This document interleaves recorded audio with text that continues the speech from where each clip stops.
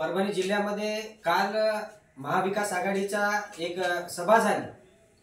त्या सभेमध्ये एक परभणी जिल्ह्यातला एक स्वतःला मोठा नेता म्हणणारा भीमराव हत्तीआंबिरे या व्यक्तीनं काल वंचित बहुजन आघाडीची ताकद काय आहे ही कालच्या बैठकीमध्ये कालच्या सभेमध्ये त्यांनी स्वतःच दाखवलेली आहे। ते बोलत असताना एक शब्द बोलले की वंचित बहुजन आघाडीशिवाय आपण जिंकणार नाही, कारण हे त्यांना देखील माहिती आहे की वंचित बहुजन आघाडीची ताकद या जिल्ह्यामध्ये काय आहे। आणि भीमराव हत्तीआंबिरे हा व्यक्ती बाळासाहेब आंबेडकरांवर टीका करतो इतका तो मोठा नाहीये, कारण छत्रपती संभाजीनगरमध्ये अनुसूचित जातीच्या विद्यार्थ्याचे एक वसतिगृह त्यांच्याकडे होतं आणि त्या वसतिगृहामध्ये निष्कृष्ट दर्जाचं त्या विद्यार्थ्यांना जेवणाची व्यवस्था त्या ठिकाणी करत होते। मला या चॅनलच्या माध्यमातून भीमराव हत्तीआंबिरे साहेबांना एक विनंती करायची की ते हॉस्टेल तुमच्याकडून का घेतलं याचा खुलासा आपण करावा। त्यांना मागासवर्गीयावर खूप सध्या पुळका येत आहे, कारण त्या हॉस्टेलमध्ये 1000 मुलांचं वसतिगृह होतं। त्या वसतिगृहामध्ये मागासवर्गीयच 1000 मुलं होते। त्या मुलाला आपण जेवण देखील चांगलं देऊ शकत नाही, म्हणून सामाजिक न्याय विभागानं ते हॉस्टेल आपल्या हातून हिसकावून घेतलेलं आहे। हे महाराष्ट्रानं सर्व पाहिलेलं आहे। त्यामुळं मागासवर्गीयावर पुळका दाखवण्याची आवश्यकता आपली नाहीये। आमचं तोंड उघडण्याची वेळ आपण आणू नये अशी विनंती मी या चॅनलच्या माध्यमातून करतो। आणि वंचित बहुजन आघाडी येत्या विधानसभेमध्ये नक्कीच या प्रस्थापितांना झोपिल्याशिवाय शांत राहणार नाही आणि परभणी जिल्ह्यातल्या 4ही विधानसभा वंचित बहुजन आघाडी डंके की चोट पे निवडून आणल्याशिवाय शांत राहणार नाही हा शब्द या ठिकाणी मी देतो। कारण या राज्यामध्ये जे वंचित बहुजन आघाडीचा धुमाकूळ घातलेला आहे यामुळं प्रस्थापितांच्या बुडाखाली घाम सुटलेला आहे। त्यामुळं काही मागासवर्गीय सेलचे पदाधिकारी या महाविकास आघाडीने पुढे केलेले आहे, परंतु अशा महाविकास आघाडीच्या अशा सेलच्या पदाधिकाऱ्यांनी या परभणी जिल्ह्यातलीच नव्हे तर या देशातली या महाराष्ट्रामधली जनता कधी भी त्यांना सोडणार नाही। आणि यामध्ये बाबासाहेब आंबेडकरांचा विषय आला की आंबेडकरी नावाला काही व्हॅल्यू नाही।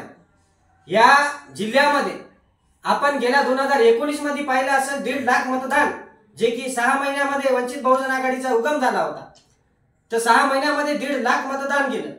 या 2024 मध्ये थोडी मताची टक्केवारी कमी झाली।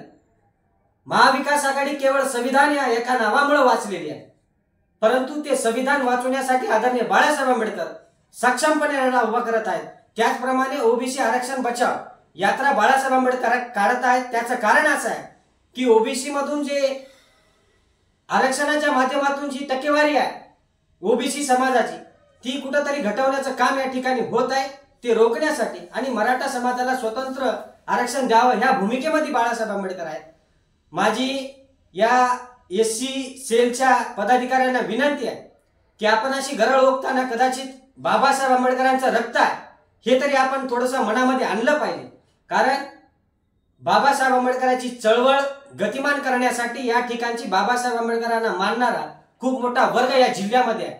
आणि ते स्वतः बोलून दाखवलं की वंचित बहुजन आघाडीशिवाय आम्ही जिंकणार नाही, कारण हे त्यांनी स्वतः सिद्ध केलेलं आहे की वंचित बहुजन आघाडीची ताकद या जिल्ह्यामध्ये मोठी आहे। आणि आपल्या या स्टेटमेंटमुळे अधिक प्रमाणामध्ये वंचित बहुजन आघाडीमध्ये लोक कनेक्ट होतील। आमच्याकडे माळी साळी धनगर कोळी वंजारी समाज ओबीसी मधल्या सर्व जाती आमच्याकडे काम करत आहेत। केवळ एक बौद्ध समाज म्हणूनच नव्हे तर या जिल्ह्यामधल्या 18 पगड जाती आमच्या सोबत या ठिकाणी काम करतात।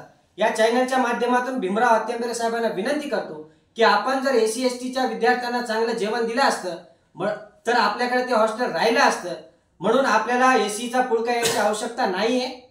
त्यामुळे आपल्याला विनंती करतो की आम्हाला याच्यापेक्षाही उग्र बोलण्याची संधी आपण उपलब्ध करून देऊ नये अशी अपेक्षा बाळगतो। आणि परभणी जिल्ह्यातल्या 4ही विधानसभेच्या सर्व पदाधिकाऱ्यांना 4ही विधानसभेच्या मतदारांना या ठिकाणी आवाहन करायचं आहे की बाबासाहेब आंबेडकरांनी जे चळवळ चालवली, बाबासाहेब आंबेडकरांनी जे स्वतःचे लेकरं त्यागले ते केवळ तुम्हाला वंचितांसाठी त्यागलेले आहे।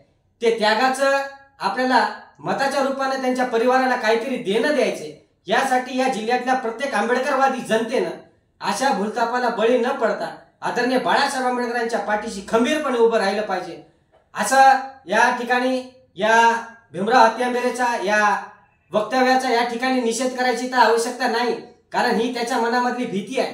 क्योंकि डर होणं जरुरी आहे. हे डर महाविकास आघाडीमध्ये झालेला आहे आणि आम्हाला 100% माहिती आहे की 4 विधानसभा आम्ही या परभणी जिल्ह्यामधल्या निवडून आणण्याशिवाय आम्ही शांत राहणार नाही. जय भीम.